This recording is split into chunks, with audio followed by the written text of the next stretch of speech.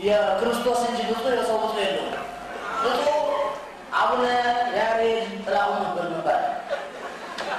እውነቱን ነው መናገር የሰው ልጅ ልንገርህ እመቤቴ ወላዲተ አምላክን ይኸው ሳሊተ ምሕረትን ልንገርህ እኔ እውነቴን ነው እመቤቴን ይወዷታል እመቤቴን በደምብ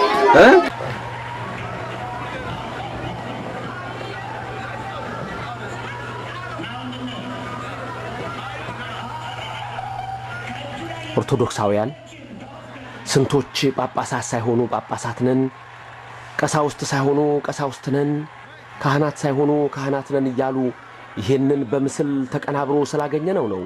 በቴፕ የተሰራጨው ስንት ነበር? ስንቶች እንዲተታላችሁ ሄዳችሁ። አሁንስ በዛች ቅጽበት በዚህ ውስጥ የነበራችሁ ሰዎች አሁንስ ምን ታስባላችሁ? እውኒ ሰው ስታዩት ጳጳስ ነው፣ እሱ ግን አቡነ ያሬድ ነኝ ይላል። እናንተስ መንፈስ ቅዱስ አይገልጽላችሁም? ይሄን ካልገለጸላችሁ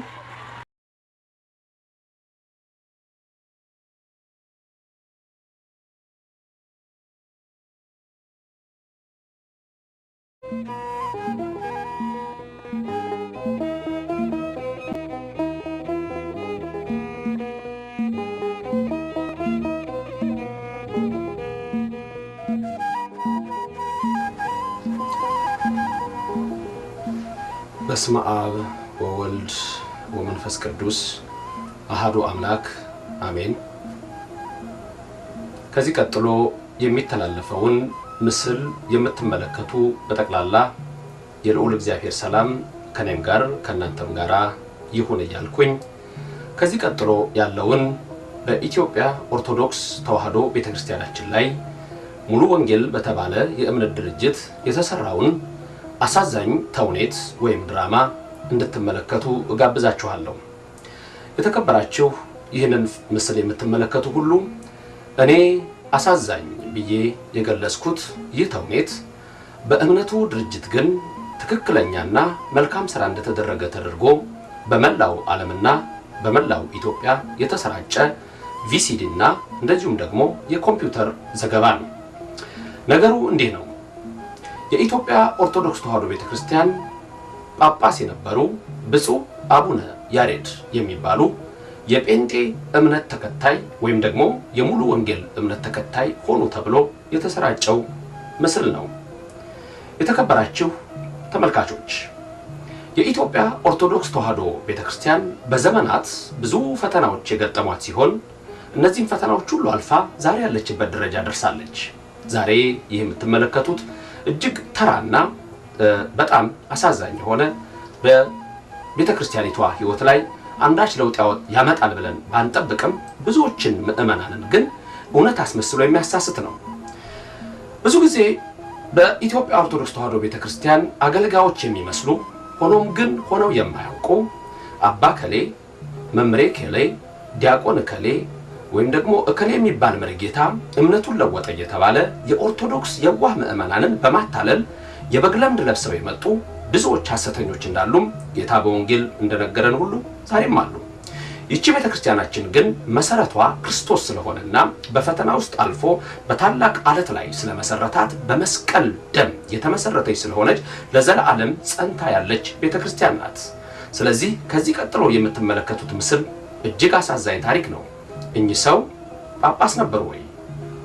የሙሉ ወንጌል እምነት ድርጅት ለዚህ ምን መልስ አለው? የኢትዮጵያ ኦርቶዶክስ ተዋሕዶ ቤተክርስቲያን ምእመናንስ ከዚህ ምን ትመለከታላችሁ? ርዕሱን የተኩላው ልምድ ሲገፈፍ በሚል እንድትመለከቱት እጋብዛችኋለሁ። የእግዚአብሔር ሰላም ከሁላችን ጋር ይሁን። ኢትዮጵያና ተዋሕዶን እግዚአብሔር ይጠብቅልን ሁላችንንም።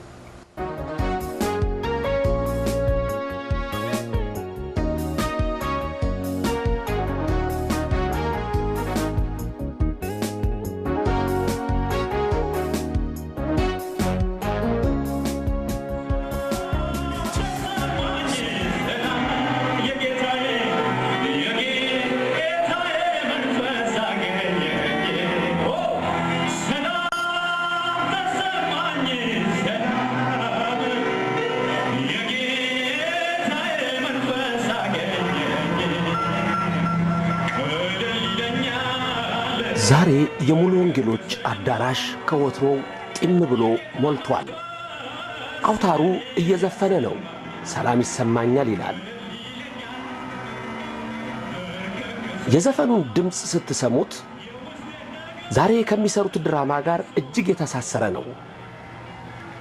ሰላም ይሰማኛል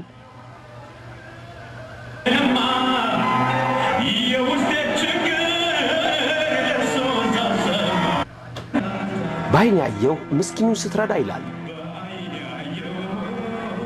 ዛሬ አንድ ምስኪን አለ ማለት ነው።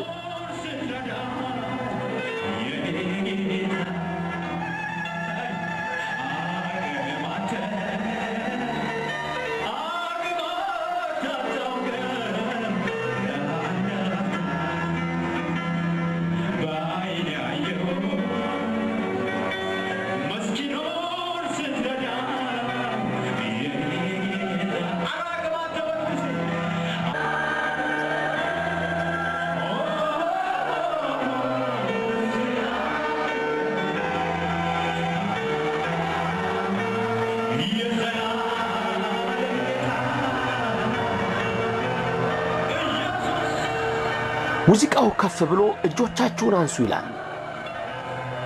ሙዚቃው እየተጫወተ እጆቻችሁን አንሱ። ከሱ ድምጽ ጋራ ከልሳን ድምጽ ጋር ከዘፈኑ ከሙዚቃው ድምጽ ጋራ ሁሉም እጆቻቸውን ያነሳሉ።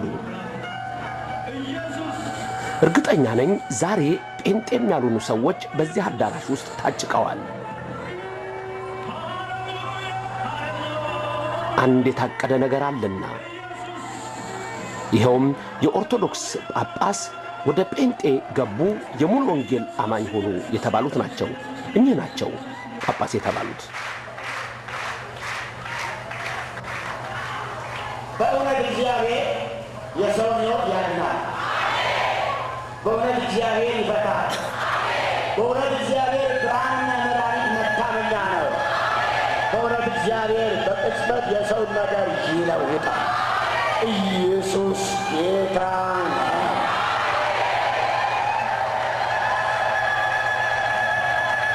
ቀድሞ ምን እንደነበር ምን እንደነበር ምን ተሰራ እንደነበር እምነት ኑሮ የት እንደነበረ አሁን በመካከል ምን እንደደረሰ ቅድም ነው። አሁን ደግሞ አሁን እንደዚህ እንዴት እንደሆንክ ይለዋል። ከዚህ በፊት እንዴት እንደነበረ በኋላ እንመለከተዋለን። ይሄ ነው እንግዲህ የኦርቶዶክስ ጳጳስ ጴንጤ ሆነ የተባለው። እነሱ ይዙልሃል፣ አንተ ከስንት ከፍ አድርገህ ወደ ህዝቡ እያየህ ትናገራለህ። ስሜ ያው አቡነ ያሬድ ጥላሁን ነበር። በአዲስ አበባ ሀገረ ስብከት ስኖር ዱከም ስላሴ 2 ዓመት፣ ቦሌ በመድኃኔዓለም አካባቢ ቦሌ ሚካኤል እናት ካለ እዛ አካባቢ 4 ዓመት፣ ቢያንስ በደብረ አስተዳደርነት 17 ዓመት አገልግያለሁ። ይህንን የምዋሽበት የምደብቅበት ጉዳይ የተከበረ ተመልካቾቻችን እንግዲህ ይህንን ምስላቸውን በተለያየ መልክ ነው ያሰራጩት። በመላው ዓለም ያሉ ክርስቲያኖችም እንዲታለሉበት ብፁዕ አቡነ ያሬድ የተባሉ የኢትዮጵያ ኦርቶዶክስ ተዋሕዶ ቤተክርስቲያን ጳጳስ ጴንጤ ሆኑ፣ ሙሉ ወንጌል ሆኑ ተብሎ ምስክርነቱ በመላው ዓለም ነው የተሰራጨውና እዚህ ላይ ማሳያችሁ እኔ ያደረኩት ነገር ሳይሆን እነሱ እንዴት አድርገው እንዳሰራጩት እንድትመለከቱት ብቻ ያህል ነው። እዚህ ላይ ገብተን ለምሳሌ በዩቲዩብ በሚለው ላይ ስንገባ እዚህ አቡነ ያሬድ ቴስቲሞኒ የአቡነ ያሬድ ምስክርነት ብለን በምንጽፍበት ጊዜ ያመጣዋል። እዛ ላይ አቡነ ያሬድ ቴስቲሞኒ ብለን በምንጽፍበት ጊዜ ቀጥታ የሳቸውን እነሱ ያሉትን ይሄንን ምስክርነት ብለው የጻፉትን ይሄንን ያመጣል። አዲስ አበባ ሙሉ ወንጌል የእምነት ድርጅት ነው የሚለው። ኪሩቤል አይሸሽም በሚባል ሰው ነው የተሰራጨው። እንደምታዩት ነው።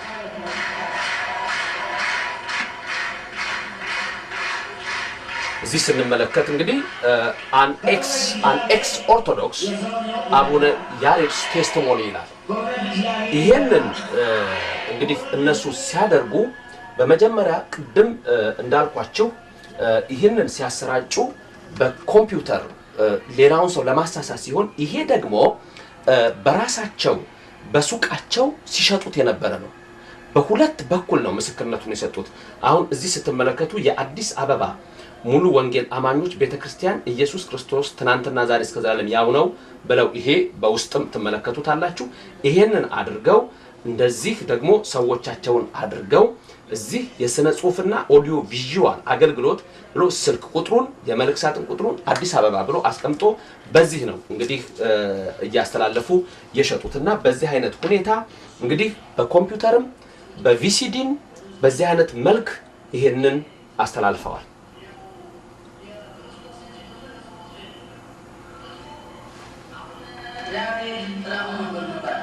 እንግዲህ ብፁዕ አቡነ ያሬድ ጥላሁን ነው የሚለው እዚህ ላይ ራሱ ብፁዕ አቡነ ያሬድ ጥላሁን ብለው ይጽፋሉ።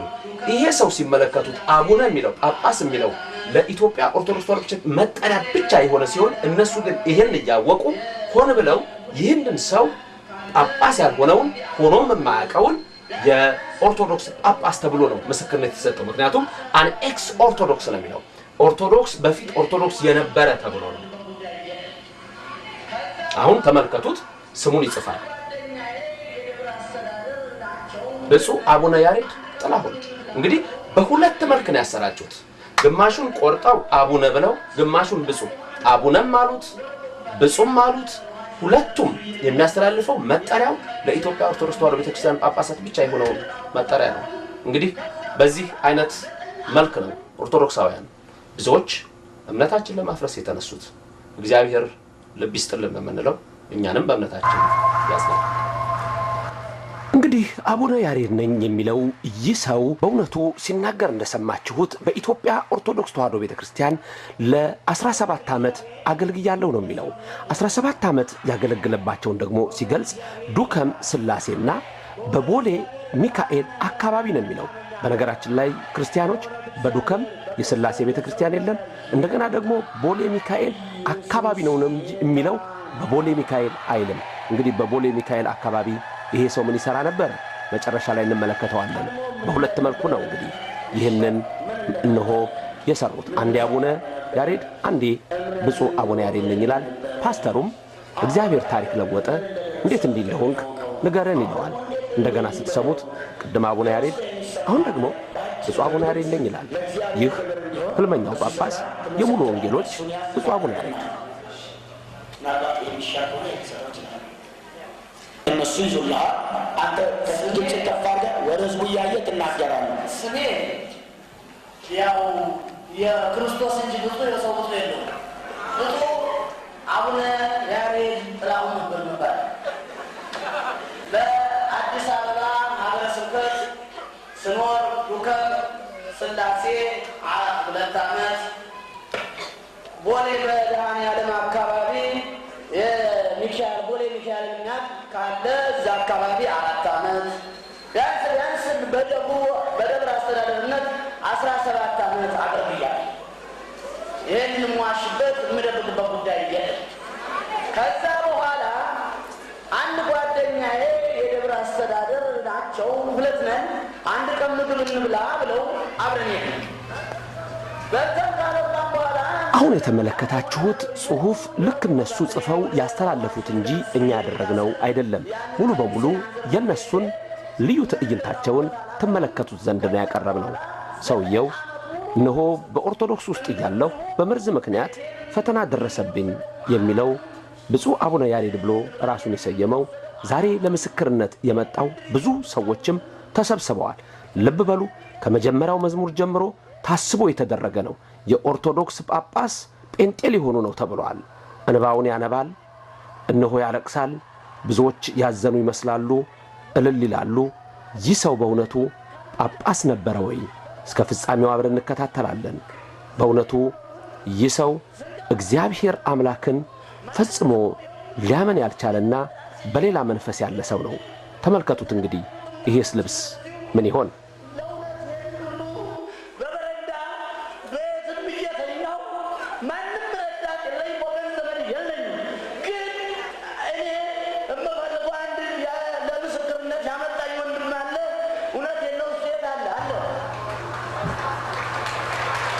እንግዲህ እንዳያችሁት ለምስክርነት ያመጣኝ ሰው አለ ነው የሚለው።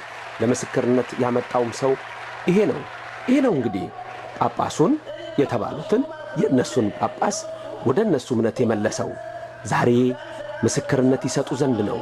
የሙሉ ወንጌሎች አዳራሽ ሰዎች ሁሉ እንዲሞሉበት ተደርጎ ጳጳሱ ተመለሱ፣ ዛሬ ኢየሱስን ይቀበላሉ ተብሎ ልዩ መስተንግዶ ተደርጎ የመጣው ይሄ ሰው ነው እንግዲህ ጳጳሱን የመለሰው።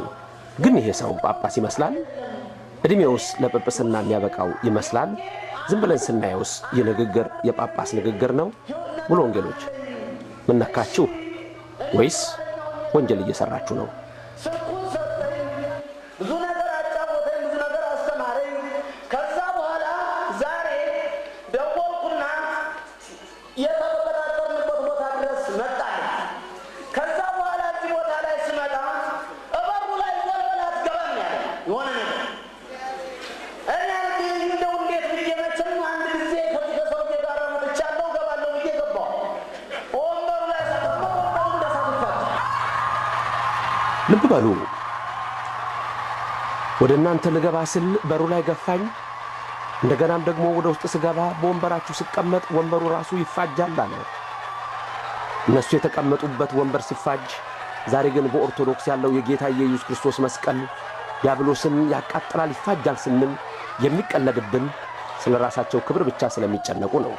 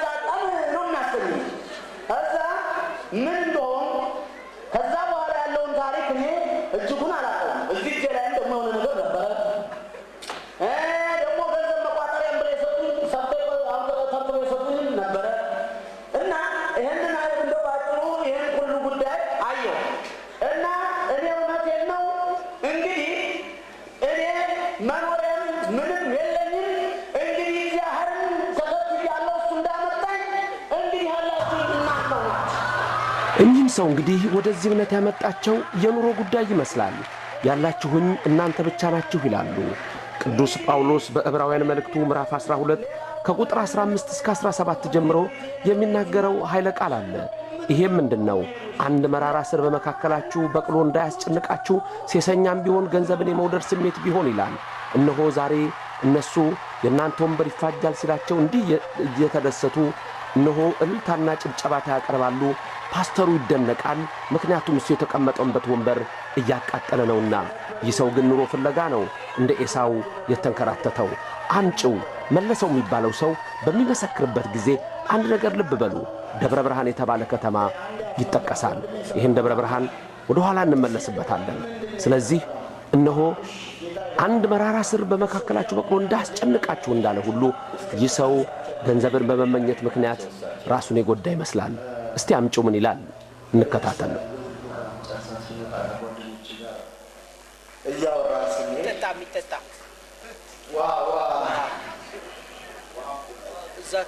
ሌላ ጨዋታ ነበር የተጫወትን የምንሄደው 100 ሜትር ያህል ርቀት ላይ። እዚህ ጋር አንድ ነገር ትዝ አለኝ። ድሮ እናቴ የምትነግረኝ በሲኦል ውስጥ ያሉ ነፍሳት አንዴ እሳት ውስጥ ሲገቡ አቃጠለኝ ውሃ ይላሉ፣ አንዴ ደግሞ ወደ ቀዝቃዛው ሲጨምሯቸው ይወጣሉ የሚለው በእውነቱ በእግዚአብሔር መድረክ ላይ ውሃ እየተገባበዙ ድራማ ወይስ የሃይማኖት ሥራ? እና ይሄን አንድ ነገር አልኳቸው ለጓደኞቼ። የሚገርም ሰላም ይሰማል ስላቸው ወሬ ጀምረው ነበርና ሊሰሙኝ አልቻሉም። ኧረ ሰዎች የሚገርም ሰላም እየተሰማኝ ነው አሉ። አይ አንተ ሁሉ ጊዜ ነው ምናምን ብለው ቀለሉ። ጓደኞቼ ናቸው፣ በጌታ ናቸው። አይ ይሄ ሰላም ሌላ ሰላም ነው። እኔ ግን እናንተ ባሰሙኝ እንጃ፣ እኔ ግን የሚገርም ሰላም እያሉ ወደ ሰማይ እያንጋጠጥኩኝ እነሱ እያወሩ እየዘመሩ ይላል። አሁን እዚህ አድዋ ድልድይ ጋር አንድ ከዘራ ይዟል። ቡትቶ ነው እንግዲህ እሷል። ልክ እየሄድን እንጠፍስን ዞር ስል አይኑና እየተከታተለ ልክ እነሱ ወደዛ ሲሄዱ ምንም አልነገርኳቸው። ወደ ኋላ ዞር አልኩና ሄጄ ልክ እንደሚታወቅ ሰው ቁጭ አለ። እኔ እንጃ ውስጤ እርሱን ለናገር ነው መሰለኝ የሚገርም ስራ ይፈስብኛል። ምን እየሰሩ ነው? ጌታ ንገረው። ወንጌል እኮ አሁን ለድሃ የተባለ ወንጌል እግዚአብሔር ለሀብታም እንኳን ያልሰጠውን ትልቅ ነገር ለድሆች እግዚአብሔር የሰጠው አንድ ወንጌል አለ። ስለ እሱ ወንጌል ብነግሮት ምን ይመስለውታል ሲሉ እሺ ብለው ማልቀስ ጀመረ። ልክ ሲያነባ እግዚአብሔር ሆይ በዚህ ሰው እንግዲህ ምን አይነት ሀሳብ እንዳለ አላውቅም። ከዛ እየመሰከርኩላቸው መጨረሻ ላይ ብዙ ምናምን ነኝ ሲሉ መደንገጥ ጀመሩ። አይ ኢየሱስ እሳቸውን ያስፈልጋልና ኢየሱስ ያስፈልጎታል ስላቸው እሺ አሉ። ማልቀስ ጀመሩ። ከዛ በልጅነቴ ደብረ ብርሃን ሄጄ ስለነበረ ስለ ደብረ ብርሃን ትንሽ ተጫወትን። እኔም በደብረ ብርሃን አካባቢ ትንሽ አንዳንድ ስራዎች ማለት እረኝነት አቦቴ እዛ ሄጄ ነበርና አንድ 2 ዓመት አባቴ እግዚአብሔር በዛ ሳትቶ የደብረ ብርሃንን ነገር እንግዲህ ልብ ብላችሁ አስተውሉ። ደብረ ብርሃን በኋላ ትመጣለች። ጳጳስ የተባሉት ሰው ያለቅሳሉ። አንተ ልበለውና ያለቅሳል። ግን የሚያስለቅሰው ሃይማኖት ወይስ ሌላ ነገር ፍለጋ? የእግዚአብሔር ቃል በአንደኛ ጢሞቴዎስ ምዕራፍ 6 ከቁጥር 6 እስከ 10 ስንመለከት ገንዘብን ሲመኙ ብዙዎች ራሳቸውን ከሃይማኖት አውጥተው ወጉ ይላል። ዛሬ የገንዘብ ምኞት፣ የገንዘብ ስሜት ብዙዎችን ገሏቸዋል። እንግዲህ የምታዩት ሕዝብ ተሰብስቧል። ጳጳስ ጴንጤ ሆነ ተብሎ ሆኖም ግን የነገር እውነት ይሆን?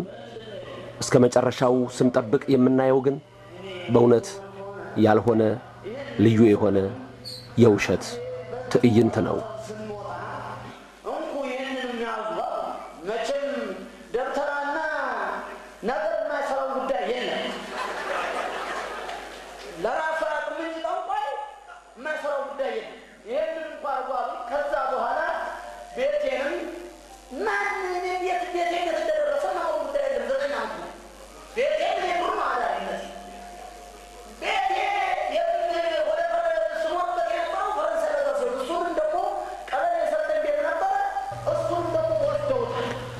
ቀበሌ የሰጠኝ ቤት ይላል።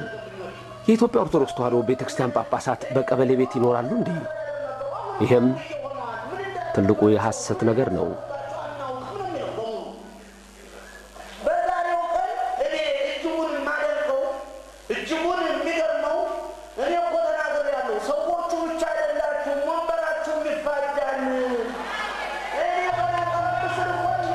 ለሶስተኛ ጊዜ ነው ወንበራችሁ ይፋጃል ሲላቸው እነሱም ሐሴት የሚያደርጉት። ስለ ክርስቶስ መስቀል ግን አንዴም አይነሳም፣ ምልክታቸውም አይደለም።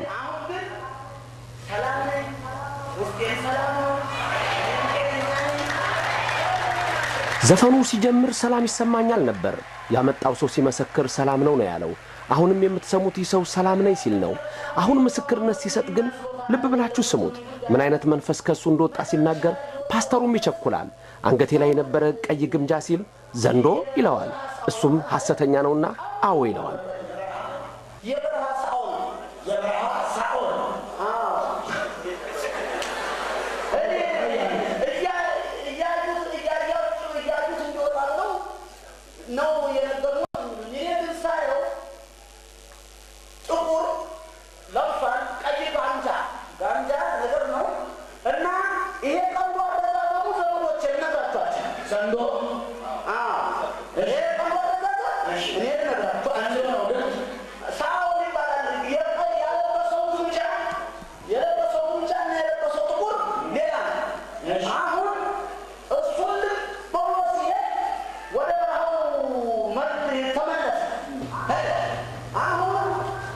ከዚህ ቀጥሎ የምትሰሙት ደግሞ አንድ ነገር አለ። ይህ ሰው ራሱን ጳጳስ ነኝ ለማለት ጳጳሳት የሚይዙት በትረ ሙሴና መስቀል አለ። ያንን በትረ ሙሴ ይዝ ነበር ነው የሚለው። እማሳልምበትም መስቀል ነበር ይላል። በትረ ሙሴ ማለት ጳጳሳት ብቻ የሚይዙት እነሆ በእጃቸው ላይ የሚይዙት እንደ መቋሚያ አይነት በትር ነው።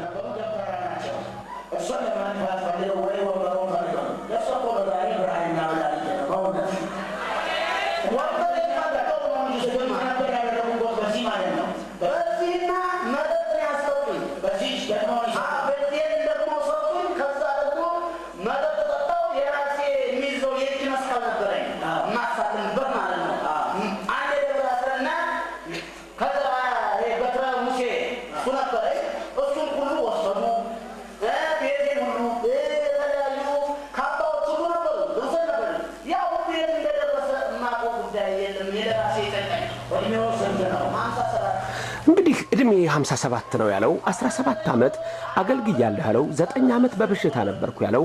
እንግዲህ ወገኖቼ ተመልከቱ 17ንና 9 ዓመትን ስንመለከት አጠቃላይ እነሆ 26 ዓመታት ይሆናል። እንግዲህ በስንት ዓመት እድሜው ነው ይሄ ሰው ጳጳስ የሆነው? ልብ ብላችሁ ልብ በሉ፣ እጅግም አስተውሉ። እግዚአብሔር ከኛ ጋር ይሁን። ይሄ ሰው ይህንን የሐሰት ነገር ሲናገር እነሱም ይህን የሐሰት ሥራ ሲሰሩ መንፈስ ቅዱስ በመካከላቸው ካለ ይሄንን አያውቁም?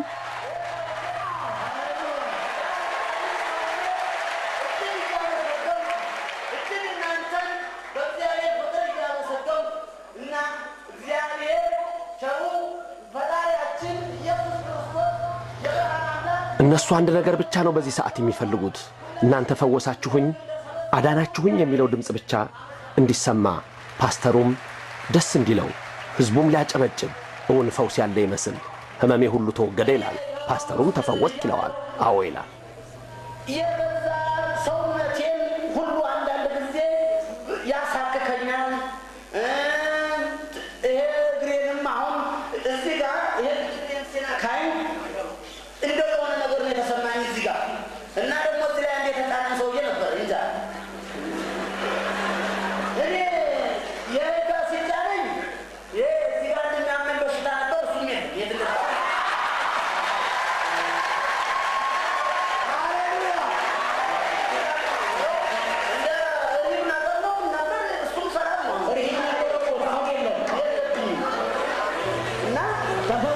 እንግዲህ እናንተም ብቻ ተከትዬ መኖር ነው ከእንግዲህ በኋላ ያለኝ ይላል። ተከትሎ ይኖር ይሆን? እስቲ እንከታተል።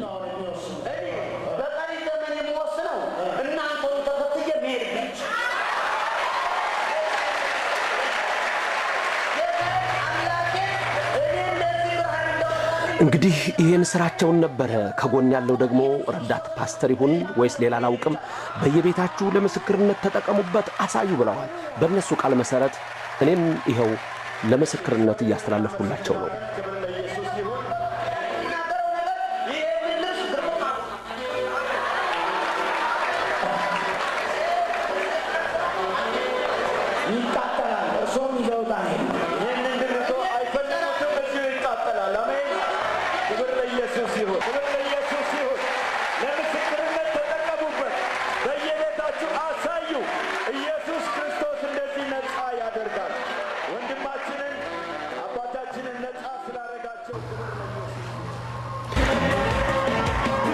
አውታሩ ዘፈኑን ቀጠለ፣ ዳንኪራው ቀለጠ፣ ዳንሱም ተጀመረ።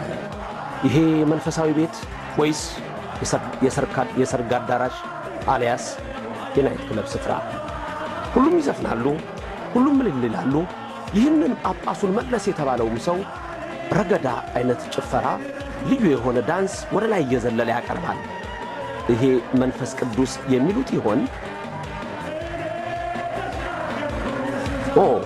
እንዴ አቡነ ያሬድም ጭፈራ ይችላሉ፣ እየደነሱ ነው። እነኚህ ሰው የትኛው ጳጳስ ናቸው? የኦርቶዶክስ ወይስ የሙሉ ወንጌል?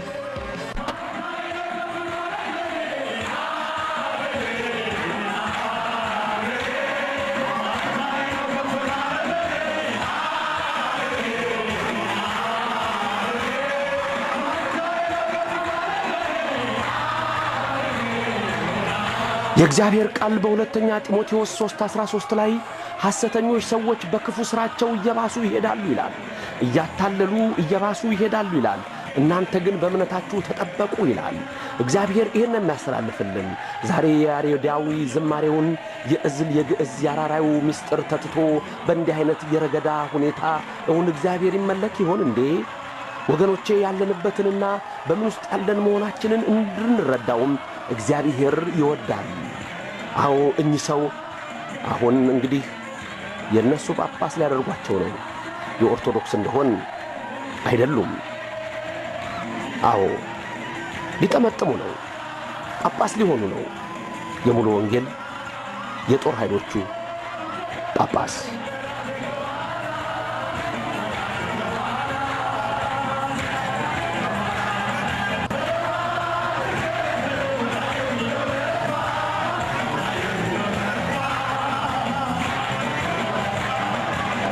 ወደዛ እምነት የሄዳችሁ ሰዎች አንድ ጥያቄ ልጠይቃችሁ። እናንተም ጴንጤ በምትሆኑበት ቀን እንዲህ ተደርጎላችሁ ይሆን?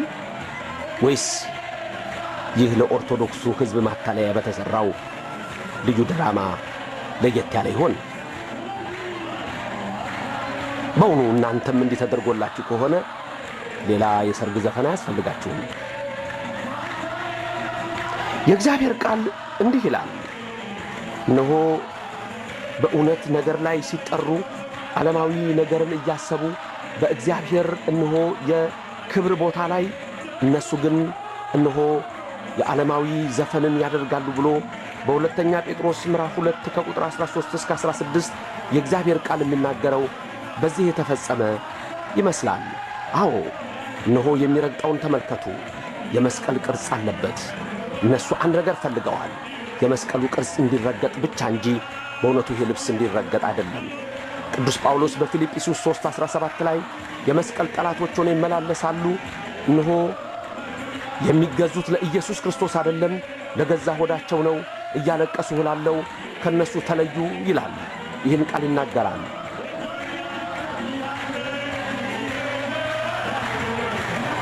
ቅዱስ ጴጥሮስም በለዓም ለገንዘብ ምክንያት እንደተሳሳተ እነሆ ቃል የሌላት አህያ በሰው ቃል ተናግራ የነቢዩን እብደት አገደችው ይላል። የነቢዩን እብደት አገደችው፣ የሐሰተኛውን የበለዓምን እብደት። ይህ እብደት ወይስ ደስታ? ሁሉም ይጨፍራል። የሙሉ ወንጌሎችም ጳጳስ እንዲሁ እኚህ ሰው ናቸው እንግዲህ የኦርቶዶክስ ጳጳስ ጴንጤ ሆኖ የተባለው።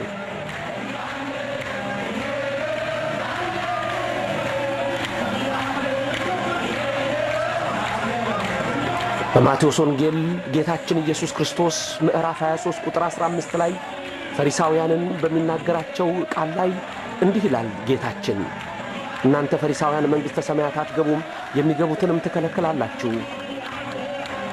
እናንተ ኃጢአታችሁ የተከመረባችሁ ሆኖ አንዱን ለማጥመቅ ወደ ስህተት ለማምጣት እነሆ በረሃ ለበረሃ ዞራችሁ ካገኛችሁት በኋላ የባሰ እጥፍ ፍርድ በሱ ላይ ታደርጋላችሁ። እሱም አይገባም፣ እናንተም አትገቡም።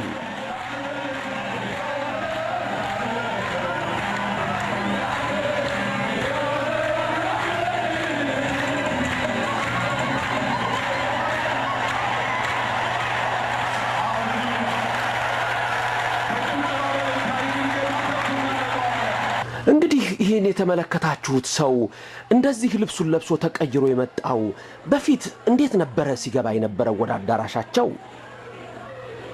ይህንን ነው አሁን የምንመለከተው። ፓስተሩ ከነጥምጣሙ ገነጠለው ኢየሱስ ይላል። እዩት። ይህ ሰው ጳጳስ የተባለው ይሄ ነበር። ከመንገድ ላይ የተወሰደ የኔ ብጤ፣ ገንዘብ ግን አታሎት ለምስክርነት ዛሬ የመጣው ምስኪን፣ በምድርም በሰማይም ያልደላው። የመጨረሻ ሰዓት ግን ንስሐ አለች። ለሁሉም ንስሐ ያድናል። እዚህ ሁሉ ያሉት ከተመለሱ ይመለሳሉ። እስቲ ተመልከቱ፣ ምን ሊያደርጉ ነው?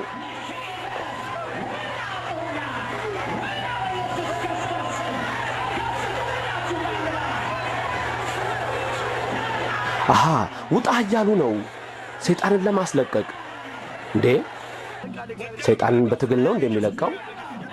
እና የምናውቀው መስቀል ሲያይ ገና ሰይጣን ሲፈራ ጸበል ሲነካው ሲለቅ ነው። 10 ሰው የያዘው ልቀቁት ሲባል ቀጥ ብሎ ሲመጣ ነው። አሁን ግን ይጮሁበታል፣ በጆሮም በዓይኑም ባፉም። ግን ይህ ሰው ምስኪን ነው። ሲሚንቶ ላይ ያሹት ነው። ጾም በማያቅ የጎለመሰ ክንዳቸው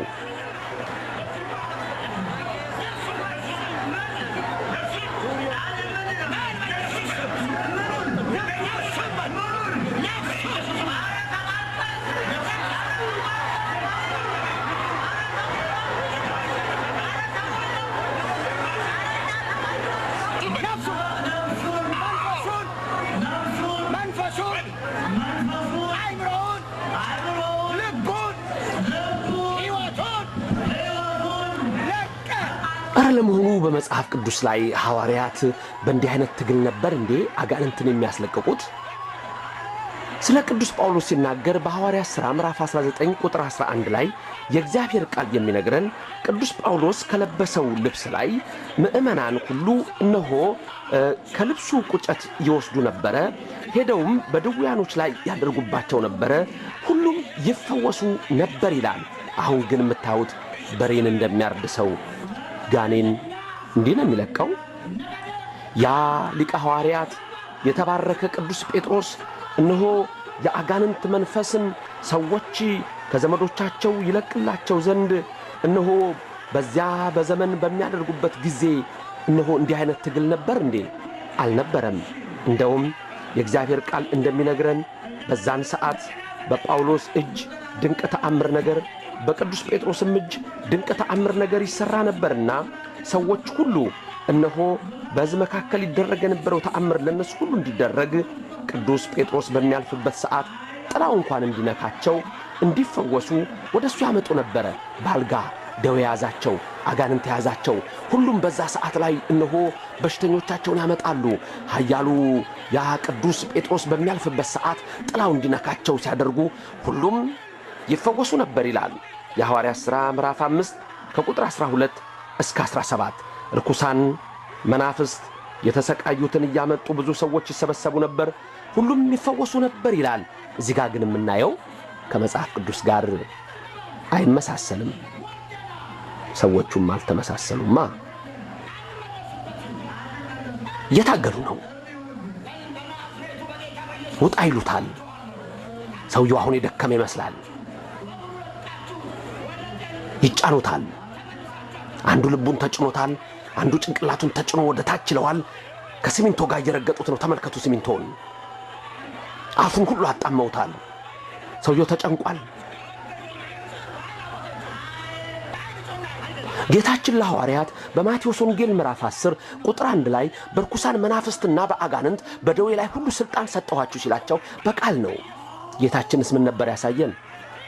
2000 እንኳን አጋንንት ያደሩበትን ሰው ውጣ ሲለው ጋኔኑ አጋንንቱ ሁሉ ወዲያው ወጡ ይላል። ፈዘዘ ሰውየው፣ አድክመውታል፣ ተዘረረ። ይህንን የሕግ ክፍልም ሊመለከተው የሚገባ ነው።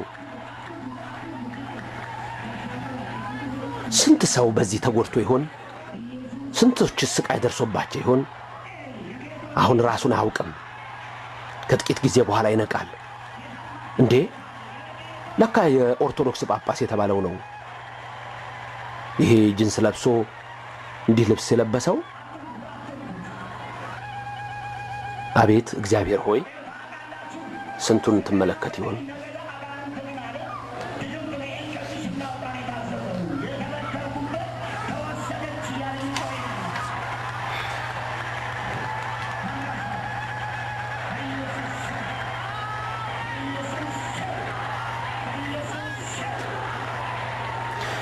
እኚህን ሰው እንግዲህ ወይም ይህንን ሰው መልኩን ልብ ብላችሁ ተመልከቱ። ቀደም ጢሙን ላይተው ልብሱን ቀይረው እንዴት እንዲህ እንደሆንክ ምስክርነት ስጥ የተባለው ሰው ጳጳስ የተባለው አቡነ ያሬድ የተባለው ይህ ሰው ነው። የት ነው ያለሁት ይላል። ተጨንቋል። የት እንዳለም አያውቅም። ተቃጥሏል። አሁንም ውሃ ውሃ ውሃ ይላል።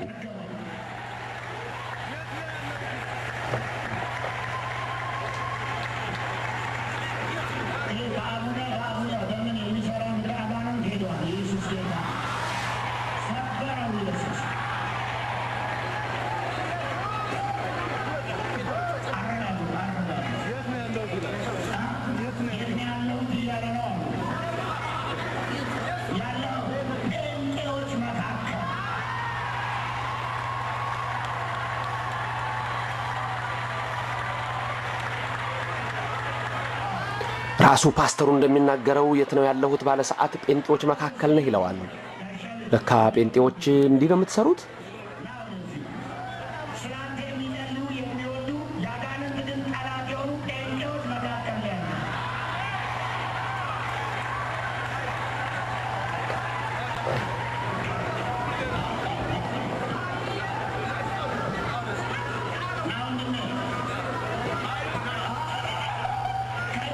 ኦርቶዶክሳውያን ስንቶች ጳጳሳት ሳይሆኑ ጳጳሳት ነን፣ ቀሳውስት ሳይሆኑ ቀሳውስት ነን፣ ካህናት ሳይሆኑ ካህናት ነን እያሉ ይሄንን በምስል ተቀናብሮ ስላገኘነው ነው።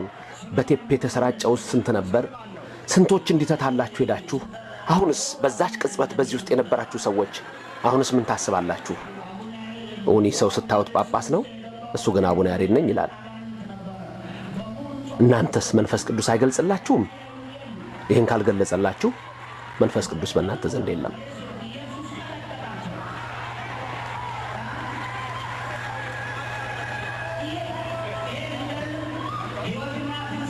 ምን ነው መንፈስ ተገልጦ ተሞልቶ ድኑ አይደለም እንዴ ተነሳው?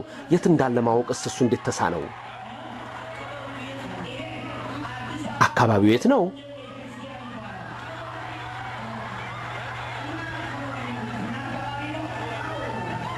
ምን ነው ቅድም ለምስክርነት ያመጣኝ ሰው አለ ሲል አልነበረም እንዴ? ነው ወይስ ተውኔት እየተሰራ ነው?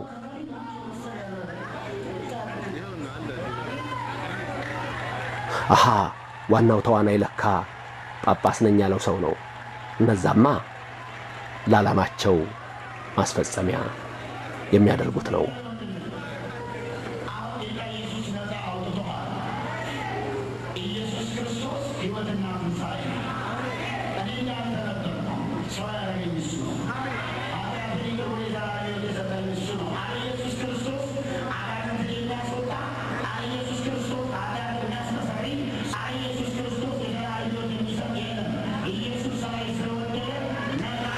አቤት ጌታችን ኢየሱስ ክርስቶስ ስንቱ ይጠራዋል። ሁሉም ስሙን ይጠራል። እሱ የመሰረተው አንድ እምነት ነው። ዛሬ 10,000 አለ፣ 20,000 አለ። ሁሉም ስሙን እየጠራ ይናገራል። ይገርማል።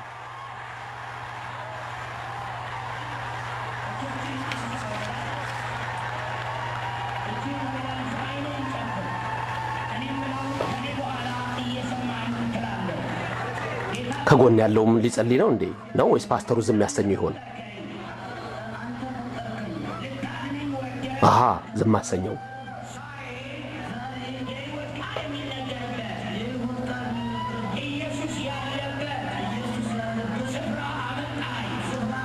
እንግዲህ ይህን ምስል የምትከታተሉ ክርስቲያኖች ወይም ደግሞ በሌላ የእምነት ድርጅት ውስጥ ያላችሁ ሰዎች በእውኑ ጌታችን ኢየሱስ ክርስቶስ ወንጌልን በስህተት አሰራር እንድናስተምር አያዝም። በትክክለኛው መስመር ላይ ግን እንድንሄድ ያዛል። ዳሩ ግን ብዙዎች ዛሬ መልካቸውን ለውጠው መጥተዋል። ቅዱስ ጳውሎስ በሁለተኛ ቆሮንቶስ እንደሚነግረን ምዕራፍ 11 ከቁጥር 12 እስከ 15 ላይ ሐዋርያው እነሆ በመጨረሻው ዘመን የሚሆነውን ነገር ሲያስቀምጥ ብዙዎች እውነተኛ አገልጋዮች ለመምሰል መልካቸውን ለውጠው ይመጣሉ ነው ያለው። እንዲህ ነው ያለው ቅዱስ ጳውሎስ፣ ነገር ግን በዚያ በሚመኩበት እንደኛ ሆነው ሊገኙ ምክንያት ከሚፈልጉት ምክንያት ቆርጥ ዘንድ አሁን የማደርገውን ከዚህ ወዲህ ደግሞ አደርጋለሁ። እንደነዚህ ያሉ ሰዎች የክርስቶስ ሐዋርያት እንዲመስሉ ራሳቸውን እየለወጡ ውሸተኞች ሐዋርያትና ተንኮለኞች ሠራተኞች ናቸውና ይህም ድንቅ አይደለም። ሰይጣን ራሱ የብርሃንን መልአክ እንዲመስል ራሱን ይለውጣልና እንግዲህ አገልጋዮቹ ደግሞ የጽድቅን አገልጋዮች እንዲመስሉ ራሳቸውን ቢለውጡ ታላቅ ነገር አይደለም፣ ፍጻሜያቸው እንደ ሥራቸው ይሆናል ይላል ቅዱስ ጳውሎስ። ይህንን ቃል የሚናገረው ጌታችን መድኃኒታችን ኢየሱስ ክርስቶስ በልብ መታሰቡ በቃል መነገሩ ከፍ ከፍ ይበልና በመጨረሻ ሰዓት ላይ ምንድነው የምድራችን ጸባይ ብለው ደቀ መዛሙርቱ በደብረ ዘይት ተቀምጦ ለብቻው በነበረ ሰዓት የጠየቁት ጥያቄ ነበረ። ወገኖቼ የጌታችን የኢየሱስ ክርስቶስ መልስም በማቴዎስ 24 ላይ እንደተጻፈ ቁጥር 4 የመጀመሪያው የጌታ ቃል እንዲህ የሚል ነው፣ ማንም እንዳያስታችሁ ተጠንቀቁ። ብዙዎች እኔ ክርስቶስ ነኝ እያሉ በስሜ ይመጣሉና ብዙዎችንም ያስታሉ። እንደዚሁም ደግሞ ቁጥር 11 ላይ ስንመለከት ብዙ ሐሰተኞች ነቢያት ይነሳሉ፣ ብዙዎችንም ያስታሉ። ከአመፃ ብዛት የተነሳ የብዙ ሰዎች ፍቅር ትቀዘቅዛለች፣ እስከ መጨረሻ የሚጸና ግን ይድናል ይላል። እስከ መጨረሻ የሚጸና እርሱ ይድናል። ስለዚህ ይህንን አሰራር ተመልክታችሁ ዛሬ እነሆ ካላችሁበት የስተት አሰራር ሁሉ ወጥታችሁ ወደ እውነት ትመጡ ዘንድ እግዚአብሔር ያዛል።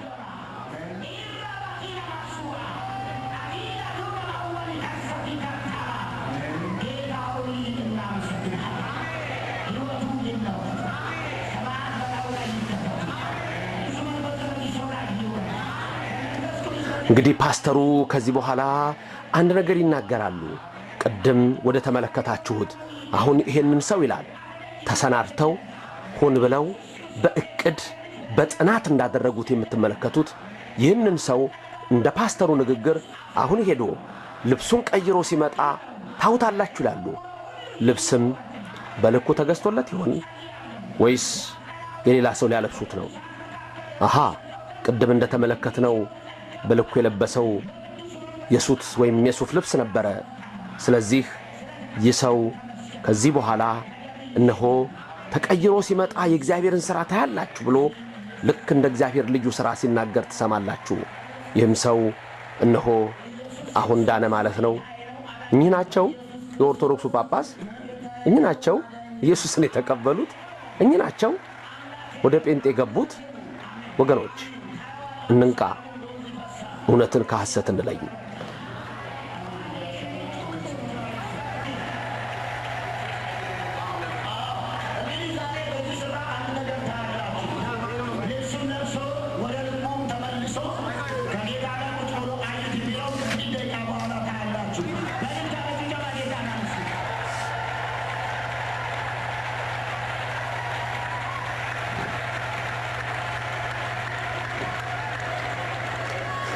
ኤሳው ምስኪን ለገንዘብ ብሎ እነሆ ሃይማኖትን አጣ፣ ብኩርናውን ለወጠ።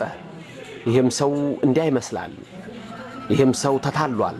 እነዚህ ሰዎች በቃ ካሁን በኋላ አንተ የክርስቶስ ነህ፣ ካሁን በኋላ ያጋንንት ማደሪያ አትሆንም፣ በቃ አትመለስም ይሉታል። ይህ ሰው አይመለስም። ወዴት ይሆን የሚመለሰውስ?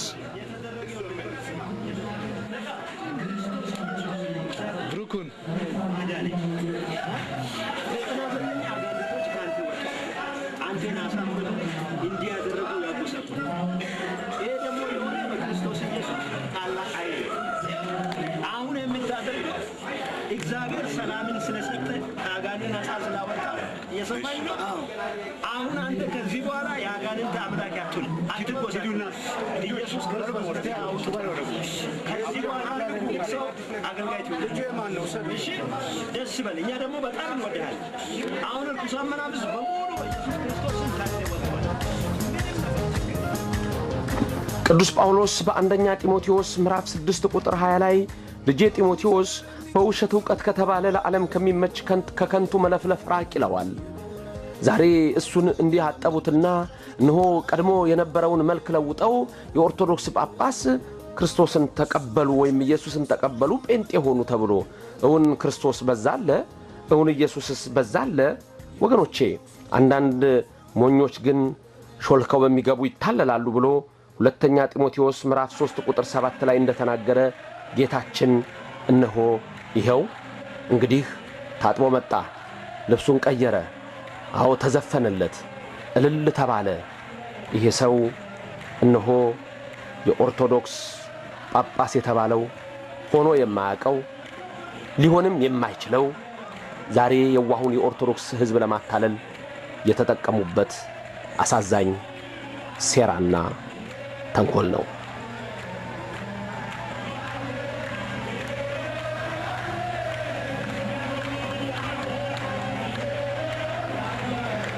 እንግዲህ እኚህ ሰው ከመጀመሪያ እስካሁን እንዳያችኋቸው ተዘፈነ፣ እልል ተባለ፣ ተጨፈረ፣ ተደነሰ፣ ተሸከሟቸው፣ የኦርቶዶክስ ጳጳስ ተባለ። ይህን ምስል የምትመለከቱ እኚህ ሰው በዚህ ቦታ ላይ በቂ የሆነ ነገር አላገኙምና እንደገና እነሆ ተመልሰው ቀድሞ ወደ ነበሩበት ወደ ልመና ሥራ በተዋቸው ምን ይመስላችኋል? አንድ ነገር ልንገራችሁ። እኚህን ሰው አሁን ቀጥታ በቅርብ ጊዜ ውስጥ ገርጂ ጊዮርጊስ እባካችሁ ገንዘብ ስጡኝ ስለ ማርያም ብለው ሲለምኑ በኦርቶዶክስ ቤተክርስቲያን ውስጥ አግኝተናቸዋል። ለዲያቆን ሶምሶን ምስጋና ይድረሰውና እነሆ እኚህ ሰው ጳጳስ ያልነበሩ በመንገድ ላይ ተዳዳሪ ነበሩ። በጊዮርጊስ ቤተክርስቲያን እንዲህ ነበር ገንዘብ ሲለምኑ የነበሩት።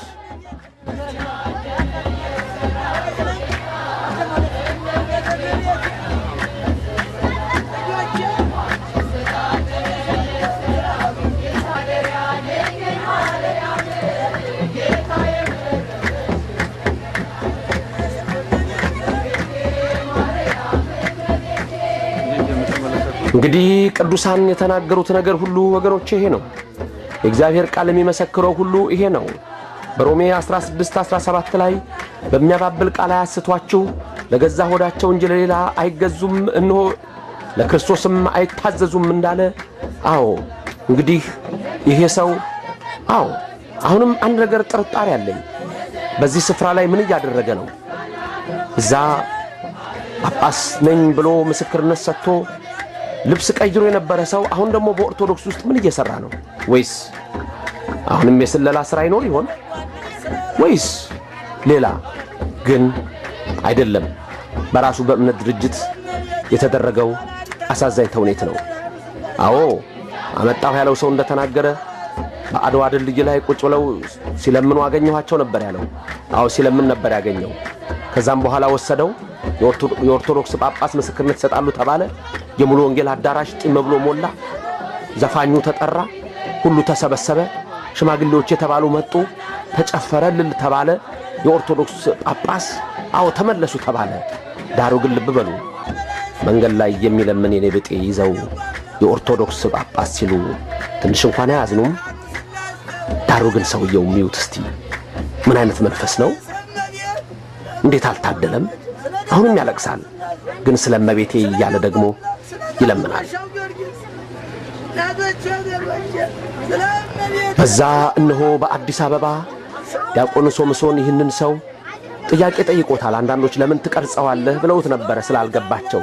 ትንሽ ፈተናም ደርሶበታል፣ ግን ቀርጾታል። ለምን? ቀድሞ በሙሉ ወንጌል የቪሲዲ ስርጭት ላይ አይቶት ነበርና ይጠይቀዋል። ሰውየው ግን በኋላ ሐሰት በጽባዘ ተናገረ ይደግም በሰርክ። አሁንም የእግዚአብሔር መንፈስ ሳይሆን የሰይጣን መንፈስ የገዛው ነውና አሁንም ይዋሻል፣ አሁንም ይቀባጥራል፣ አሁንም ሌላ ያወራል። እሱስ ምስኪን ደሃ ሆኖ ነው። ሙሉ ወንጌል ትልቅ የእምነት ድርጅት ነኝ ትሉ የለም እንዴ? ምን ነው እስከ ዛሬ ሰውን የሰበሰባችሁት በዚህ ልዩ ድራማ ነው እንዴ?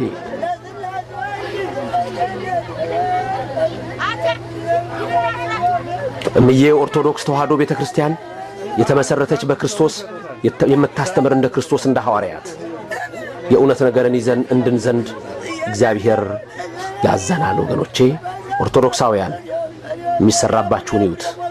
ይሄንን ወንጀልን የሚከላከል ክፍል ሁሉ ሊመለከተው የሚገባ ነው።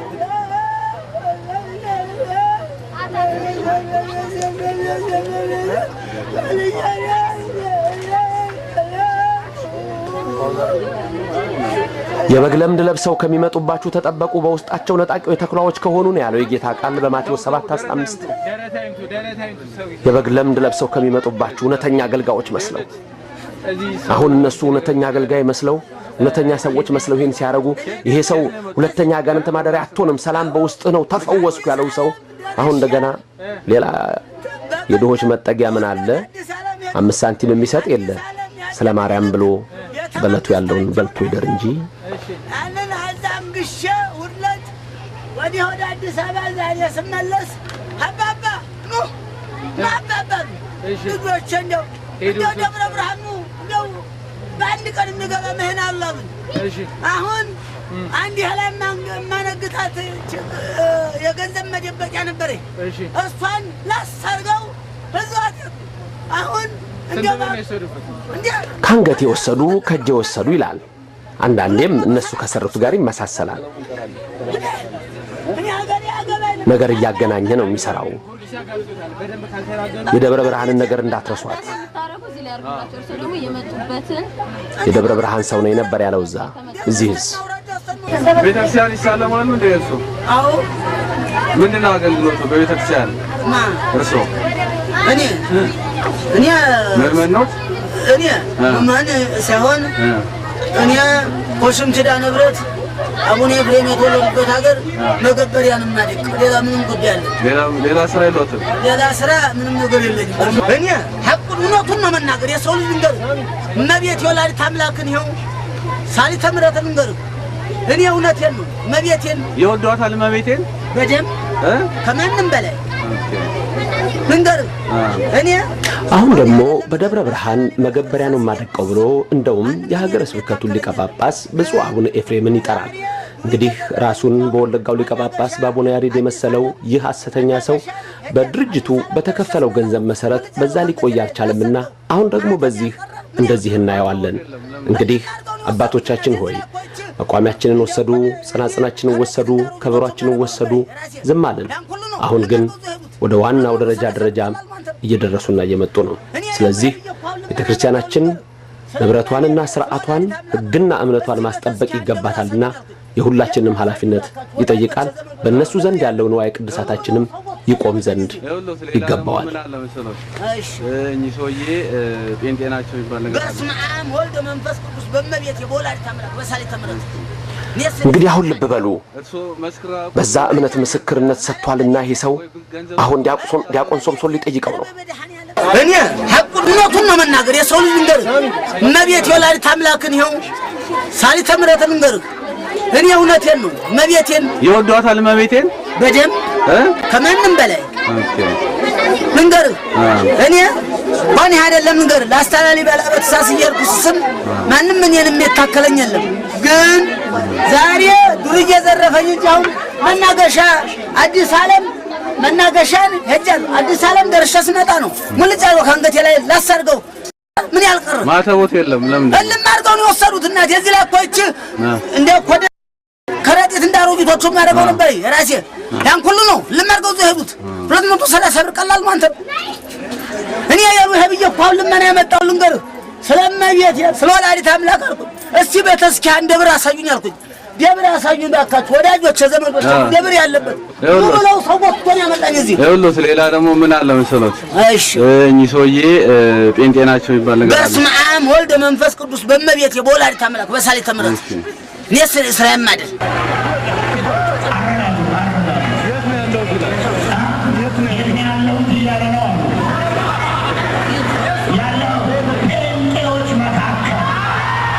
እርሶ መስክራ አቁም ቤተክርስቲያንን አረመቤቴን ወይ ገንዘብ ሰጥቶት አታሎት አረመቤቴ አረመመድኃኒዓለም ጴንጤ ቤት ሄደው አቁም አታሎት አልሄዱም አታሎት በእውነት እኔ ልሙት ነው ተሳስተው ነው መሰከሩ አረመቤቴን ይኸው ተሳስተው የመሰከሩ ይኸው እኔ ልሙትልኝ ነው መስክራ አቁም አረመቤቴን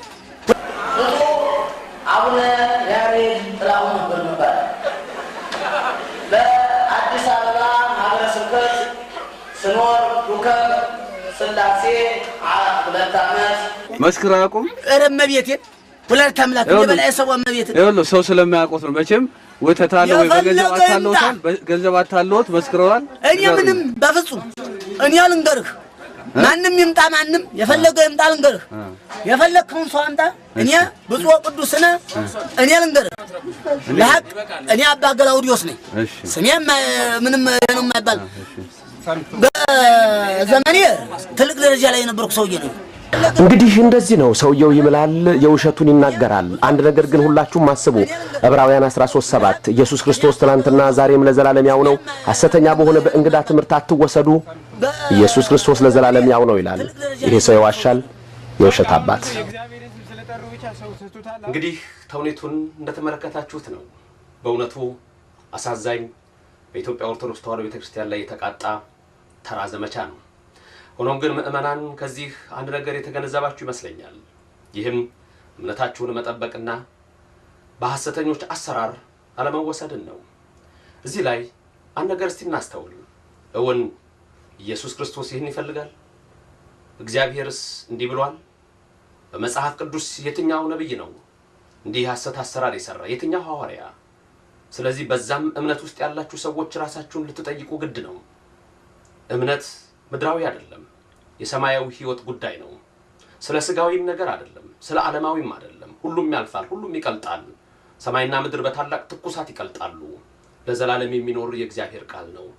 ስለዚህ ወገኖቼ በስህተት አሰራርና በክፉ ዓለም ከእውነተኛይቱ መንገድ ወጥታችሁ የሄዳችሁ በተለያየ መንገድ የታለላችሁ ወደ እውነተኛይቱና ክርስቶስ ወደ መሰረታት ትክክለኛ እምነት በመምጣት ነፍሳችሁን ታድኑ ዘንድ የኢትዮጵያ ኦርቶዶክስ ተዋሕዶ ቤተክርስቲያን ጥሪ ነው።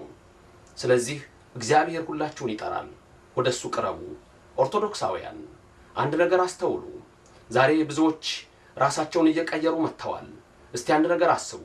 በዛ ውስጥ በእውነት ይህ ሰው አቡነ ያሬድ ነኝ ብሎ ሲናገር፣ ጳጳስ ነኝ ብሎ ሲናገር መንፈስ ቅዱስ ካለ በእውነት ይሄን አይነግራቸው ነበረ? መንፈስ ቅዱስ ግን የለም፣ ሊኖርም አይችልም። በዓለም አሰራር ውስጥ መንፈስ ቅዱስ አይሰራም። በድራማ ውስጥ መንፈስ ቅዱስ የለም። በዓለማዊ አስተሳሰብ ውስጥ እግዚአብሔር የለም። ስለዚህ ወገኖቼ አንድ ነገር ነው እኔ የምለው፣ እምነታችንን ስለምን በእውነተኛው መንገድ አናስተምርም? ስለምን የሌሎችንስ እምነት በእንዲህ አይነት አንቋሸን እንናገራለን? ስለዚህ ከዚህ አይነት የክፉ አሰራር ወጥተን ወደ ራሳችን እውነት መምጣት ያስፈልጋል። ዳሩ ግን እውነት በዚያ የለም እንጂ እውነት በዚህ አለ። እውነት በዚች ቤተክርስቲያን አለ። ስለዚህ ወገኖቼ ከዚህ አይነት አሰራር ወጥታችሁ በመጽአት ዋዜማ በቋምንባት በዛሬዋ ምሽት በዛሬዋ ዕለት በሰዶም መሸባት ይላልና ምሽት ቀርቦ ዲን ዘንቦ ወደ ፍጻሜ ከመሄዳችን በፊት እግዚአብሔርን በማምለክ እንጽና። ወደሱ እንቅረብ። ወደ መስቀሉ እንይ። የኢየሱስን አምላክነት የእናቱንም አማላጅነት በማመን በዘላለማዊ መንግስቱ ለመኖር ዛሬ እንመለስ። ከዓለማዊ አሰራር ውጡ። ከዓለማዊ ርኩሰትም አምልጡ። ከመካከላቸው ውጡ። የተለያችሁ ሁኑ። እውነትን ያዙ። የሚያድን እውነት ብቻ ነው። አነሳስቶ ላስጀመረን አስጀምሮ ላስፈጸመን ለኃያሉ አምላክ ለልዑል እግዚአብሔር ክብር ምስጋና ይግባው። የእመቤታችንም ስም የተመሰገነ ይሁን። አሜን። እግዚአብሔር ሆይ ኢትዮጵያና ቤተክርስቲያናችንን ሕዝቧንም ጠብቅ ለዘላለሙ አሜን።